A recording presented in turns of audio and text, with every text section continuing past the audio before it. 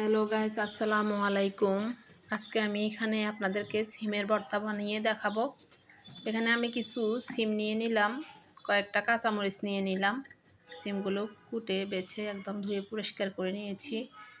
এখন আমি এগুলো চুলায় বসিয়ে দিয়ে দিচ্ছি একটু লবণ, একটু ঠান্ডা পানি। এগুলো দিয়ে আমি চুলায় বসিয়ে দিব সিদ্ধ হওয়ার জন্য। এগুলো আমি ঢাকনা দিয়ে ঢেকে কিছুক্ষণ পর নেড়ে চেড়ে দিব, যাতে পানিগুলো শুকিয়ে যায়। সেই সাথে আমার কাঁচামরিচ,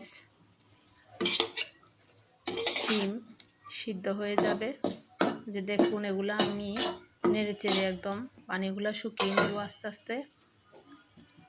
গাইস, আজকে আমার সিমের ভর্তার রেসিপিটা কেমন হলো অবশ্যই আমাকে কমেন্ট করে জানাবেন। এই যে আমার প্রায় সিম কাঁচামরিচটা হয়ে আসছে।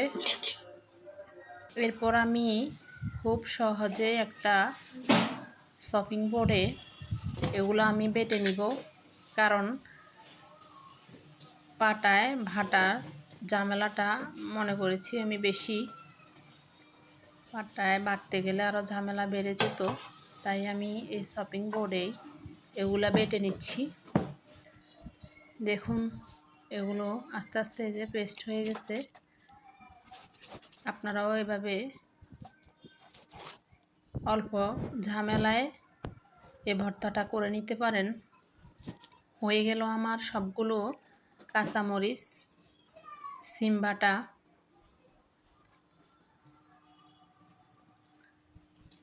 নিয়ে নিচ্ছি আমি পেঁয়াজ কুচি। এখানে আমি একটু লবণ দিব, পরিমাণ মতো একটু লবণ দিব।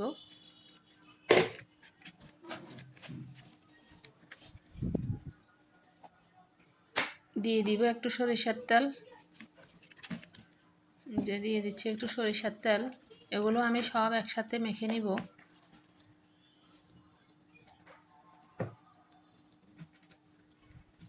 এই ভর্তাটা দুপুরবেলা গরম ভাতের সাথে খেতে খুবই মজা। আপনারা এভাবে আমার মতো করে বানিয়ে খেয়ে দেখবেন।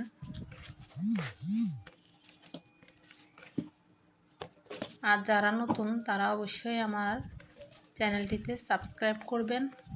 আর যারা অলরেডি সাবস্ক্রাইব করেছেন তাদেরকে তো অসংখ্য ধন্যবাদ আমার চ্যানেলটিতে সাবস্ক্রাইব করার জন্য। হয়ে গেল আমার ভর্তা। সবাই ভালো থাকবেন। আল্লাহ হাফেজ।